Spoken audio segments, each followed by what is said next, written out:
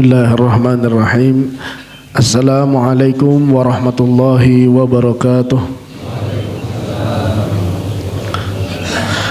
Alhamdulillahirabbil alamin, wassalatu wassalamu ala nabiyyina Muhammadin wa ala alihi wa ashabihi ajma'in. Qala Allah Ta'ala, ya ayyuhalladzina amanu taqullaha haqqa tuqatih wa la tamutunna illa wa antum muslimun. Wa qala Nabi sallallahu alaihi wasallam, fa inna ahsanal kalami kalamullah wa khairal hadi hadi Muhammadin sallallahu alaihi wasallam wa syarrul umuril muhdatsatuha wa kullu muhdatsatin fid dini bid'ah wa kullu bid'atin dalalah wa kullu dalalatin finnar, amma ba'du. Jamaah salat subuh beserta para santri yang dimuliakan Allah, marilah kita sama-sama bersyukur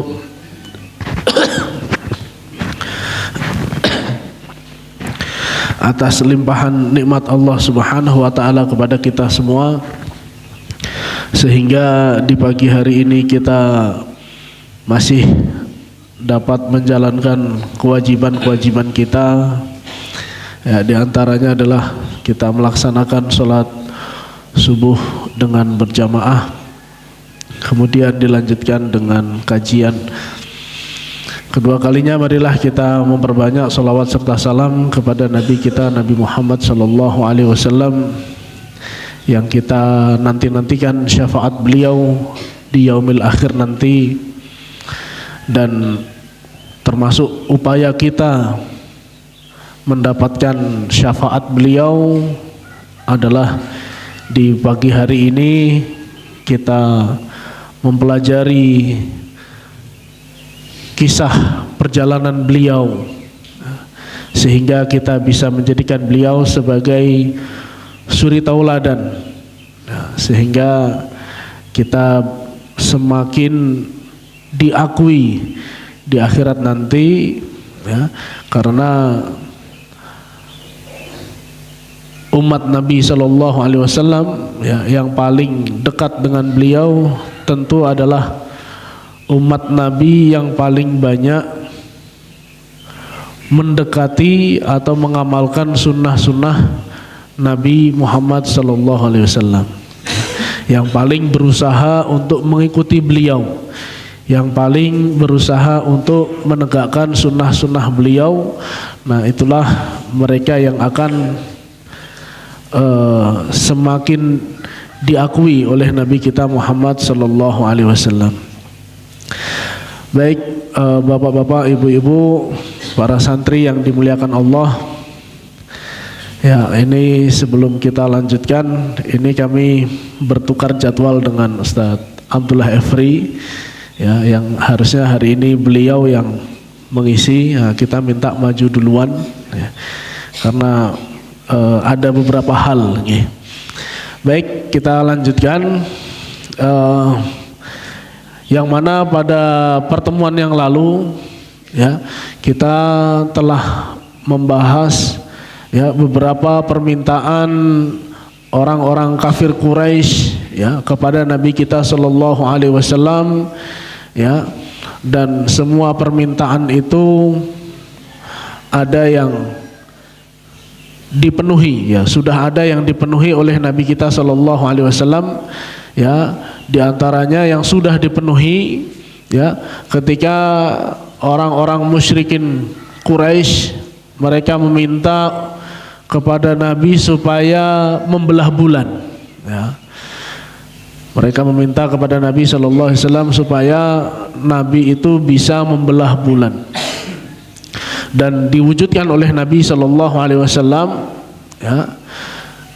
Namun apa yang terjadi setelah bulan itu benar-benar terbelah menjadi dua, ya, ternyata orang-orang musyrikin Quraisy pun secara umum mereka masih tidak mempercayai Nabi Sallallahu Alaihi Wasallam, ya. Dan Allah Subhanahu wa taala setelah itu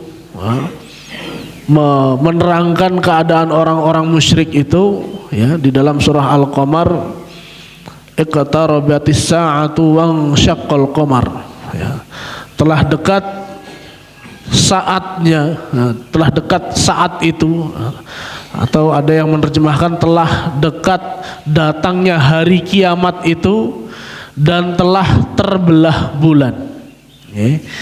Jadi salah satu tanda dekatnya hari kiamat, Bapak Ibu, ya, itu adalah bulan itu terbelah menjadi dua, ya, dan sudah terjadi. Jadi artinya apa? Kiamat hari akhir itu telah benar-benar semakin dekat, ya, padahal waktunya sudah 1400 tahun yang lalu, ya. Dan Allah Subhanahu wa taala menyebutkan iqtarabatis sa'atu, ya, telah dekat hari kiamat itu dan telah terbelah bulan. Kemudian Allah menyebutkan di ayat berikutnya, wa iyarau ayatan yu'ridu wa yaqulu sihrum mustamir, ya. Setelah bulan itu benar-benar terbelah, ya, justru apa? Mereka mengatakan, ya, mereka berpaling dan berkata ini adalah sihir, ya, yang terus menerus, ya, sebagaimana yang kita kisahkan, ya, pada pertemuan kemarin. Ini seperti yang diucapkan oleh Fir'aun, ya, terhadap mukjizat-mukjizat yang Allah berikan kepada Nabi Musa, ya. Sudah datang silih berganti mukjizat-mukjizat itu datang kepada Fir'aun, ya. Namun tetap saja Fir'aun menganggap bahwa Nabi Musa ini adalah tukang sihir, ya. Padahal sihir manapun itu tidak bisa melakukan seperti yang dilakukan oleh Nabi Musa. Nah, begitu pula juga yang terjadi pada Nabi Muhammad SAW, ya. Ketika bulan itu terbelah di hadapan mata orang-orang musyrik, ya, orang-orang musyrik tetap mengatakan bahwa Nabi itu hanya melakukan sihir yang terus menerus, ya. Maka Bapak Ibu rahimani wa rahimakumullah, kita melihat polanya orang kafir itu sama, ya. Polanya orang kafir itu sama, mereka menganggap kebenaran yang Allah datangkan melalui para nabi dan rasul, ya, mereka menganggap bahwa ajaran itu adalah sihir, ya, ajaran yang Allah turunkan kepada para nabi dan rasul mereka anggap sebagai sihir, tipuan, ya, tidak nyata dan lain sebagainya. Nah, jadi tidak usah heran, ya, tidak usah heran terhadap orang-orang musyrik yang menganggap bahwa Nabi itu penyihir, ya, karena ternyata polanya sama, ya, dari dahulu, dari nabi-nabi terdahulu. Ketika didatangkan mukjizat, mereka akan mengatakan kepada para nabi itu ini hanyalah sebuah sihir. Nah, kemudian setelah permintaan yang kedua ini, ternyata orang-orang musyrik juga mereka tidak beriman, ya. Kemudian yang ketiga, pada kesempatan yang lain orang-orang musyrik mendatangi Nabi Shallallahu Alaihi Wasallam, ya. Kemudian mereka meminta untuk gunung-gunung yang ada di Mekah, ya. Mereka meminta gunung-gunung yang ada di Mekah itu supaya digeser, ya. Gunungnya digeser. Kemudian apa lagi? Mereka minta setelah gunung itu digeser, kota Mekah menjadi lapang, menjadi luas, ya. Mereka minta lagi di tengah kota itu dialiri mata air, ya. Di tengah kota dialiri mata air sehingga ada sungai-sungai, ya. Dan mereka mengatakan apa? Supaya kota Mekah ini seperti kota-kota yang ada di Syam dan yang ada di Irak, ya. Karena ada kota di Syam, di Irak itu, ya, kotanya di tengah-tengah kota itu terdapat aliran sungai, ya. Mereka ingin kota Mekah seperti itu. Nah, kemudian mereka minta pula apa? Supaya dibangkitkan nenek moyang mereka yang bernama Qusay bin Kilab, ya. Mereka minta supaya nenek moyang mereka yang paling dihormati, yang menjadi asal muasal bangsa Quraisy, ya. Jadi nenek moyang bangsa Quraisy itu ya yang paling terkenal ya, yang paling dihormati itu adalah kakek mereka yang bernama Qusay bin Kilab. Ya, yang tidak lain Qusay bin Kilab ini ya ternyata juga kakeknya Nabi Muhammad sallallahu alaihi wasallam. Nah, jadi minta Qusay bin Kilab ini supaya dibangkitkan. Nah, kalau sudah dibangkitkan, mereka bisa tanya-tanya, ya, mereka bisa nanya-nanya kepada Qusay bin Kilab bahwa benar apa enggak ini orang yang mengaku sebagai nabi. Nah, kemudian setelah permintaan itu mereka ajukan kepada Nabi Shallallahu Alaihi Wasallam, ya. Nabi Shallallahu Alaihi Wasallam menjawab ya yang artinya bukan untuk itu aku diutus, ya, bukan untuk itu aku diutus, ya. Jadi Nabi Shallallahu Alaihi Wasallam itu diutus bukan untuk melonggarkan kota Mekah, ya, dan juga bukan untuk membangkitkan nenek moyang. Ya, bukan untuk membangkitkan nenek moyang, bukan untuk menghias kota, bukan untuk menghancurkan gunung-gunung dan lain sebagainya itu. Terus Nabi menjelaskan lagi, aku datang kepada kalian hanyalah menyampaikan berita gembira dan ancaman. Berita gembira bagi siapa yang mau taat kepada Allah dan Rasulnya, mereka akan dimasukkan ke dalam surga, dan memberi ancaman mereka yang ingkar bahwa mereka akan dimasukkan ke dalam siksa yang pedih. Dah cukup. Jadi kepentingan Nabi itu adalah memberi berita gembira bagi yang beriman, bagi yang taat kepada Allah dan Rasulnya, dan memberi ancaman bagi mereka yang membangkang. Jadi tidak ada urusan bagi Nabi Shallallahu Alaihi Wasallam kepada manusia itu mau diterima atau tidak. Yang penting tugas Nabi adalah menyampaikan kebenaran. Ya, tugas Nabi adalah menyampaikan kebenaran. Nah, maka Bapak Ibu anak-anak sekalian, ya, salah satu tugas kita ya adalah berdakwah, ya, mengajak orang kepada Allah Subhanahu wa taala, ya. Maka kewajiban kita hanyalah mengajak saja dan bukan memaksa, ya.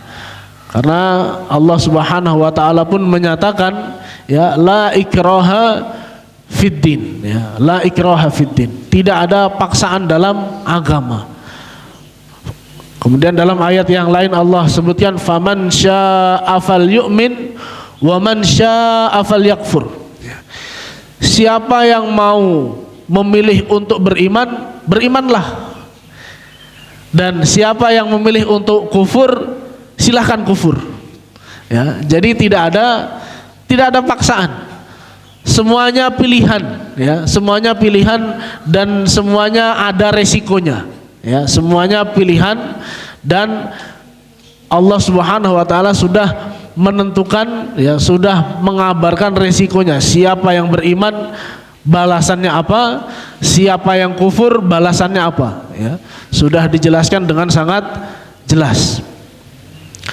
Nah, kemudian dalam riwayat Allah Subhanahu wa taala menurunkan wahyu, ya, terhadap permintaan mereka itu supaya gunung-gunung itu digeser, ya, supaya orang yang sudah mati itu dibangkitkan, ya. Allah menurunkan wahyu, ya, sebagai jawaban mereka dengan diturunkannya surah Ar-Ra'd, ya, surah Ar-Ra'd, atau kita biasa nyebutnya Ar-Ra'du, ya, ayat 31 sampai 32.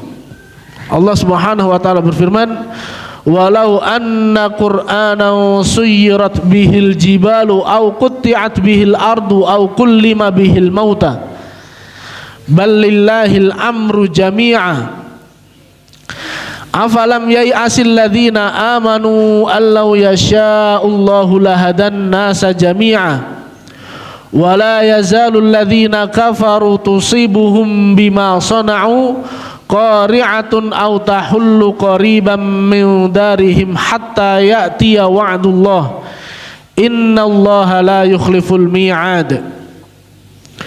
Walaqad istuhzi'a birusulim min qablika fa amlaytu lil ladzina kafaru thumma akhadtuhum fa kaifa kana 'iqab. Yang artinya, dan sekiranya ada suatu bacaan ya, yang dengan kitab itu gunung-gunung dapat diguncangkan dan bumi menjadi terbelah, atau oleh karenanya orang-orang yang telah mati dapat berbicara, tentulah Al-Quran itulah ya, kitab tersebut. Sesungguhnya segala urusan itu adalah kepunyaan Allah ya. Maka tidakkah orang-orang beriman itu mengetahui bahwa seandainya Allah menghendaki semua manusia beriman, tentu Allah memberi petunjuk kepada manusia semuanya. Dan orang-orang kafir itu senantiasa ditimpa bencana disebabkan perbuatan mereka sendiri, atau bencana itu terjadi dekat tempat kediaman mereka, sehingga datanglah janji Allah. Sesungguhnya Allah tidak akan menyalahi janji. Dan sesungguhnya telah diolok-olok beberapa utusan Allah sebelum engkau, wahai Muhammad. Maka aku beri tangguh kepada orang-orang kafir itu, kemudian aku binasakan mereka. Alangkah hebatnya siksaanku itu. Ya, jadi Allah Subhanahu wa taala menerangkan bahwa kalau ada kitab yang bisa menerangkan ya, atau menyebabkan gunung-gunung itu berjalan dan mayat-mayat itu bisa bicara ya, maka bacaan itu adalah Al-Qur'an ya. Jadi Allah Subhanahu wa taala menerangkan kalau ada kitab ya yang bisa menjalankan gunung-gunung dan bisa membuat mayat-mayat itu berbicara, maka Al-Quran itulah ya yang bisa menjelaskan perkara itu ya. Kemudian Allah Subhanahu wa taala juga menyebutkan di dalam ayat tersebut bahwa orang-orang kafir itu senantiasa mendapat malapetaka ya terhadap akibat dari kekufuran mereka itu ya. Jadi bapak-bapak, ibu-ibu sekalian, maksudnya gimana Al-Quran itu bisa membuat gunung-gunung berjalan ya, dan mayat-mayat itu berbicara ya. Jadi artinya apa? Artinya Al-Quran itulah yang mengkabarkan ya. Al-Quran itulah yang bisa mengkabarkan tentang kejadian gunung yang berjalan dan mayat yang bisa berbicara ya. Mayat yang bisa berbicara itu bisa diterangkan di dalam Al-Quran. Bagaimana Ustadz caranya supaya kita bisa berbicara dengan mayat dengan Al-Quran? Gimana Bapak Ibu? Apakah kita datang ke kuburan, kita baca Al-Quran terus nanti mayatnya bangkit menjawab pertanyaan kita? Ya, tentu bukan seperti itu. Jadi maksudnya bagaimana? Maksudnya adalah Al-Quran itu yang bisa mengisahkan orang-orang yang sudah mati ya. Al-Quran itu bisa menerangkan kisah-kisah orang yang sudah mati, yang mereka ini sudah berada di alam kubur ya, dan menerangkan keadaan yang sebenarnya. Kita akan lihat nanti pada peristiwa perang Badar nih, pada peristiwa perang Badar itu Nabi SAW ketika mengumpulkan jenazah orang-orang kafir ya, ketika Nabi SAW mengumpulkan jenazah orang-orang kafir kemudian dimasukkan ke dalam sumur Badar, itu Nabi kemudian bertanya kepada mayat-mayat yang sudah apa ya, yang sudah ditumpuk itu ya. Pertanyaannya Nabi apa? Pertanyaannya Nabi itu ada di dalam surah Al-An'am ya. Maaf, di surah Al-A'raf. Ya. Nabi SAW bertanya, apakah, ini artinya, apakah kalian sudah mendapati janji Allah itu benar terhadap kalian? Ya. Apakah kalian sudah dapati janji Allah terhadap kalian itu benar? Nah, kemudian Umar bin Khattab radhiyallahu anhu melihat Nabi yang bertanya kepada mayat, ya. Nabi waktu itu bertanya kepada mayatnya Abu Jahal, mayat Umayyah bin Khalaf dan lain sebagainya, itu bertanya seperti itu, hai orang-orang, apakah anda sudah mendapati janji Allah itu benar terhadap kalian? Umar bertanya, wahai Nabi, apakah anda bertanya dengan mayat yang sudah tidak bisa berbicara lagi? Gitu. Kemudian apa jawab Nabi SAW? Wahai Umar, sesungguhnya orang yang saya ajak bicara ini pendengarannya jauh lebih tajam, ya, pendengarannya jauh lebih tajam daripada kita yang masih hidup ini. Nah, bapak-bapak, ibu-ibu, ternyata orang yang sudah mati itu pendengarannya lebih lebih tajam. Ya. Cuman apa kata Nabi SAW? Nabi menjelaskan, cuman mereka tidak bisa menjawab pertanyaan kita lagi. Nah, kemudian Allah Subhanahu wa taala menerangkan, ternyata orang kafir yang ditanya Nabi SAW, mereka menjawab, ya. Tapi jawabannya itu tidak didengar oleh manusia yang masih hidup. Apa jawaban Abu Jahal? Apa jawaban orang yang dimasukkan ke dalam sumur? Atau apa jawaban penghuni neraka tadi? Ya, karena dalam ayat itu disebutkan wanada ashabul jannah, wanada ashabul jannati dan memanggil penghuni surga itu kepada penghuni neraka. Maksudnya penghuni surga adalah Nabi SAW, memanggil penghuni neraka maksudnya adalah siapa? Abu Jahal, ya. Apakah janji Allah kepada kalian itu benar? Ya, ternyata penghuni neraka itu menjawab, ternyata benar. Apa janji Allah kepada penghuni neraka? Ya, bahwa siapa yang membangkang kepada Allah akan dimasukkan ke dalam neraka. Lah, terus ditanya oleh penghuni surga, apakah kamu sudah mendapatkan janji Allah itu benar? Ya, orang kafir menjawab, benar. Ternyata orang yang membangkang kepada Allah itu masuk neraka. Tapi sayang 1000 sayang, jawabnya sudah di mana, Ibu? Jawabnya di neraka. Jawabnya di neraka. Ternyata benar ya, ada neraka itu. Ya, ternyata benar. Oh, ada siksa kubur. Ya, tapi jawabnya di mana? Di neraka. Nah, ini kan terlambat sekali. Ya, maka Bapak Ibu rahimani wa rahimakumullah, jangan sampai kita menjadi orang yang terlambat mengimani kebenaran Allah dan Rasulnya. Ya, jangan sampai kita mengimani Allah dan Rasulnya itu apa? Terlambat. Kalla saufa ta'lamuna thumma kalla saufa ta'lamun. Ya.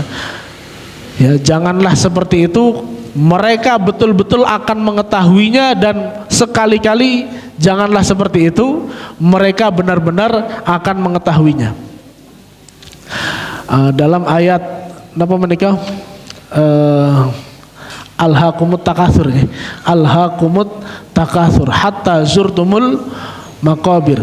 Kalla saufa ta'lamuna thumma kalla saufa ta'lamun. Kalla law ta'lamuna ilmal yakin. Kalla law ta'lamuna ilmal yakin. Ya. Mereka akan mengetahuinya, janganlah seperti itu. Sekali-kali mereka akan mengetahuinya dengan ilmul yakin. Ya. Tsumma latarawunnaha ainal yakin. Ya. Jadi setelah mengilmui, terus mereka ainul yakin, melihat, ya. Mereka akan ilmul yakin, ya, mereka akan mengetahui bahwa janji Allah itu benar kapan? Ya, pertama ketika sudah di dalam kubur. Ternyata benar Islam itu. Kemudian ainul yakin. ya, ditampakkan dengan mata kepala. Nah, mata kepala itu nanti akan melihat neraka jahanam, ya, akan ditampakkan surga dan neraka, ya, dengan mata kepala manusia masing-masing. Nah, di saat itulah, ya, orang, ya, sudah melihat dengan ainul yakin. Nah, tapi ketika ainul yakin itu sudah terjadi, bapak-bapak, ibu-ibu, maka apa? Yang sebelumnya tidak beriman dengan ainul yakin itu, ya, mereka sudah tidak bermanfaat lagi imannya. Ya Allah, ternyata benar surga itu. Ya Allah, ternyata benar neraka itu. Nah, terus kalau orang kafir akan mengatakan apa, bapak-bapak, ibu-ibu? Ya, mereka akan mengatakan, wahai Tuhan kami, farji'na na'mal soliha, farji'na na'mal soliha, inna muqinun. Ya, ya Allah, kembalikan kami ke dalam dunia, kami mau beramal dan kami sekarang sudah yakin, ya, kalau surga dan neraka itu ada. Ya Allah, farji'na na'mal solihan inna muqinun. Ya Allah, kembalikan kami ke dunia, sekarang kami sudah yakin, ya, bahwa apa yang Engkau beritakan itu benar, ya. Maka kembalikan kami supaya kami bisa beramal solih. Nah, itulah perkataannya orang-orang yang dimasukkan ke dalam neraka. Kira-kira Allah kabulkan atau betul? Ya, ya sudah, hidup itu di dunia cuma sekali, ya, nanti kalau sudah salah jalan masuk neraka, ya sudah, tidak bisa diulangi kembali. Dan Allah Subhanahu wa taala menegaskan, Bapak Ibu, bahwa kenapa Allah tidak mengabulkan orang kafir, ya. Nanti kadang-kadang ada bisikan setan yang jahat, ya, yang ikut menggoda keimanan kita. Loh, kan Allah sebenarnya bisa mengembalikan dari alam alam akhirat kembali ke dunia lagi. Kenapa tidak Allah kabulkan? Ya, alasannya Allah sudah terangkan, ya, di dalam Al-Qur'an, bahwa kalau seandainya mereka itu dikembalikan lagi ke dunia, Bapak Ibu, ternyata orang kafir itu meskipun mereka akan dikembalikan ke dunia setelah tahu neraka itu di depan mata mereka, ternyata bahwa Allah sudah tahu bahwa kalau mereka dikembalikan ke dunia mereka akan tetap kafir lagi. Nah, jadi ternyata begitu. Jadi alasannya kenapa Allah tidak mengembalikan, ya, orang kafir atau tidak mengulangi lagi kehidupan dunia itu, ternyata Allah sudah tahu jawabannya. Yang dulu beriman, ya, tetap lagi kalau dia dikembalikan dunia akan beriman lagi, dan orang kafir pun sama. Kalau dia dikembalikan ke dunia nanti juga akan kafir lagi, ya. Jadi artinya apa? Buat apa mengulangi sesuatu yang sama? Nah, jadi Allah Maha tahu dengan segala keadaan hamba-hambanya. Jadi orang kafir itu kalau dikembalikan ke dunia nanti akan mengulangi apa? Kekafirannya lagi. Nanti dia akan menganggap apa? Akan menganggap neraka yang dulu pernah dia lihat, mereka akan menganggap, wah, itu kayaknya cuma mimpi, ya, itu kayaknya cuma sihir, ya, dan akan kembali, ya, mengulangi kekufuran yang sama. Nah, jadi ternyata seperti itu. Nah, kemudian bapak-bapak, ibu-ibu rahimani wa rahimakumullah, ya, Nabi SAW Allah ingatkan, ya, dalam ayat ini, apakah orang-orang yang beriman itu, ya, tidak mengetahui, ya, bahwa seandainya Allah itu menghendaki seluruh dunia akan mendapat hidayah, tentu itu pasti akan Allah lakukan. Jadi artinya kenapa, bapak-bapak, ibu-ibu? Artinya Allah Subhanahu wa taala sudah menetapkan bahwa manusia itu memang Allah jadikan beragam. Ada yang mendapat petunjuk, ada yang mengingkari petunjuk. Ada yang akan jadi beriman, ada yang akan menjadi orang kafir. Nah, Nabi SAW itu berharap bahwa semua orang-orang Quraisy yang diajak beliau itu pengennya Nabi semuanya masuk Islam. Abu Jahal, terus Umayyah bin Khalaf, ya, Abu Sufyan dan tokoh-tokoh Quraisy yang lainnya. Nabi berharap bahwa semua tokoh-tokoh kekufuran itu mereka semuanya bisa masuk Islam. Nah, kemudian Allah Subhanahu wa taala mengingatkan Nabi dan orang-orang yang beriman bahwa Allah sudah memutuskan, ya, bahwa ya di dunia ini sudah Allah putuskan, ya, siapa yang ada orang-orang yang akan mendapat petunjuk dan ada orang-orang yang akan mengingkari petunjuk, dan itu sudah menjadi sunnatullah, ya.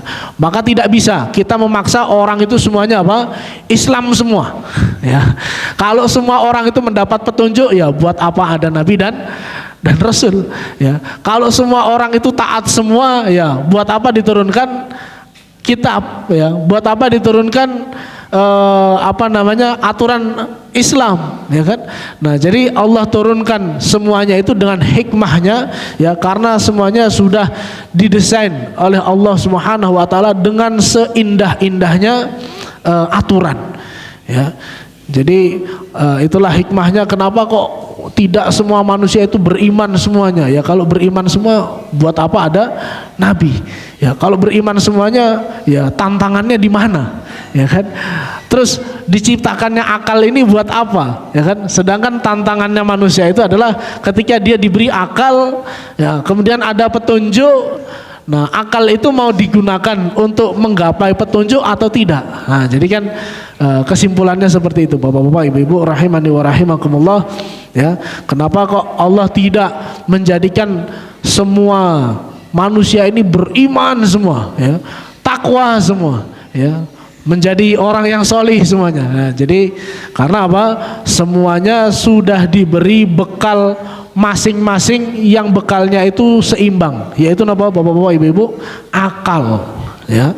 Jadi semua manusia itu sudah diberi bekal yang sama, semuanya diberi akal, ya, kecuali yang tidak punya akal, ya. Maksudnya apa? Karena mohon maaf, ya, sebagian manusia ada yang lahir itu dalam keterbelakangan mental. Nah, maka dalam syariat pun Nabi SAW menegaskan, ya, bahwa rufi al-qalam, ya, itu ada 3 hal, ya kan? Ada 3 orang yang diangkat dari kesalahan. Satu, orang anak kecil sampai dia balik, ya, sampai dia balik. Kemudian yang kedua adalah orang yang tidur sampai dia bangun, ya. Kemudian yang ketiga adalah orang yang hilang akal atau gila, ya, sampai dia waras kembali.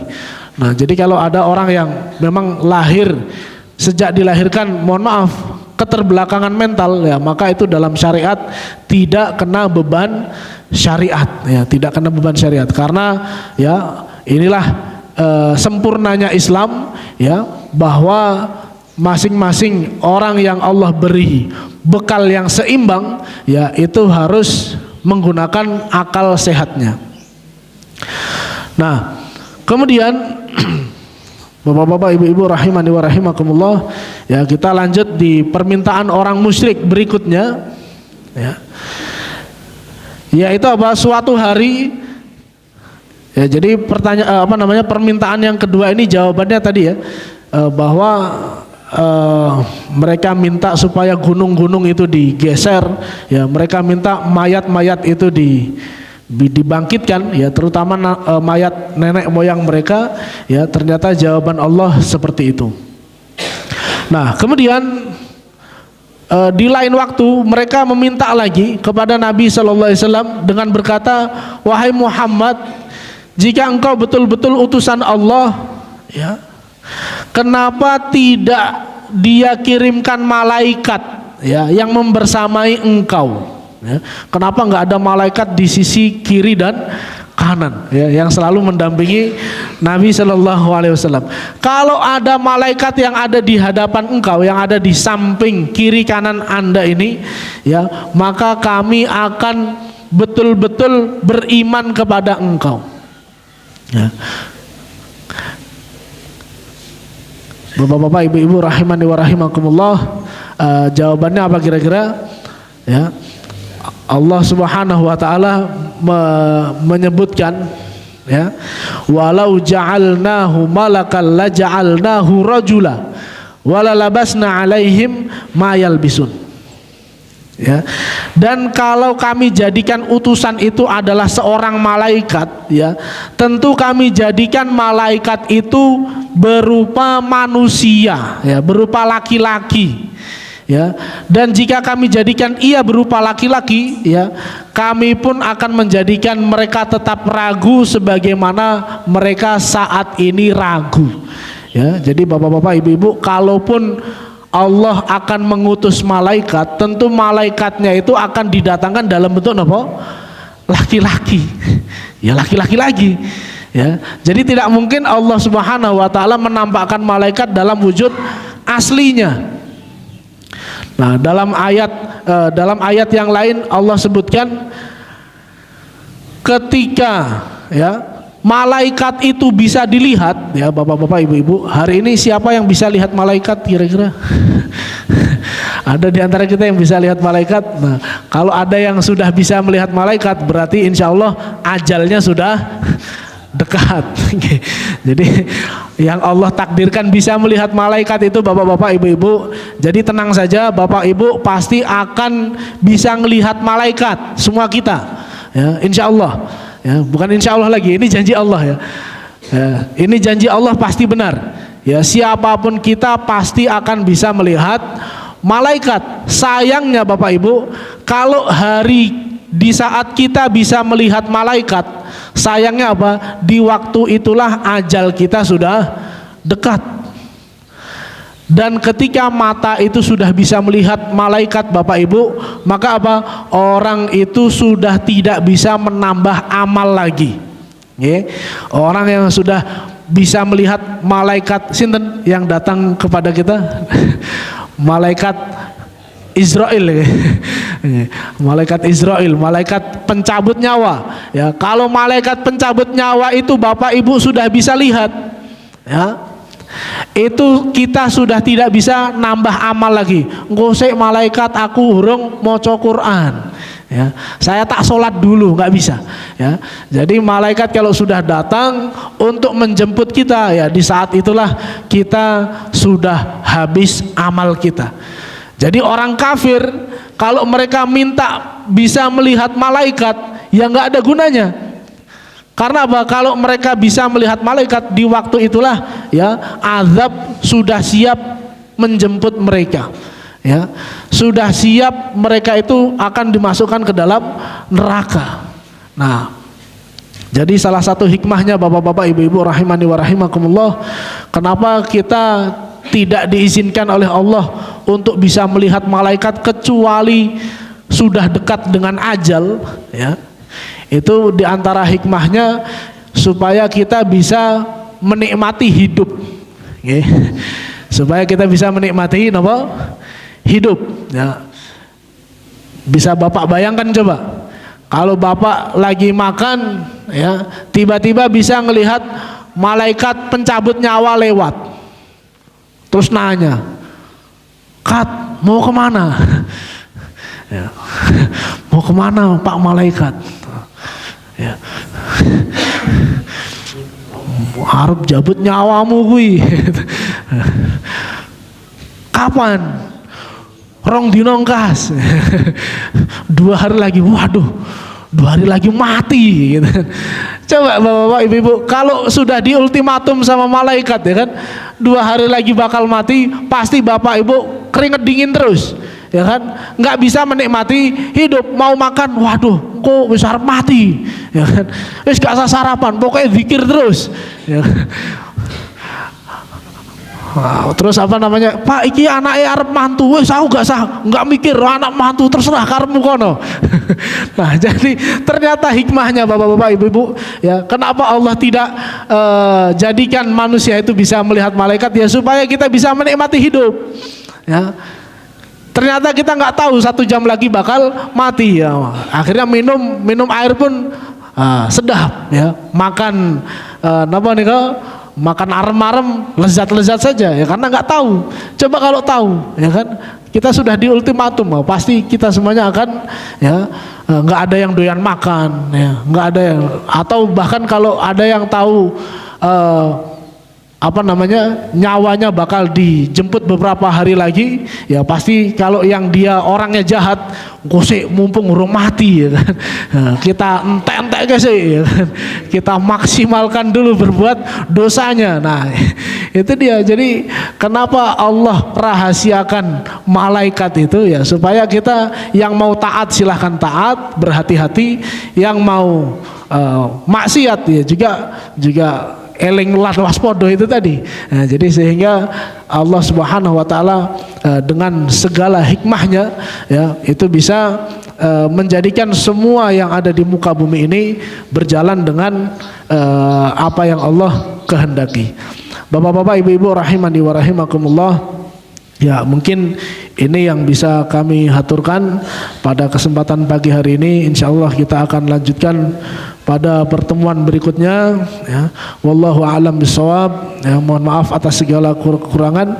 Aqulu qouli hadza fa astaghfirullah li wa lakum fastaghfiruhu innahu huwal ghafurur rahim. Wassalamualaikum warahmatullahi wabarakatuh.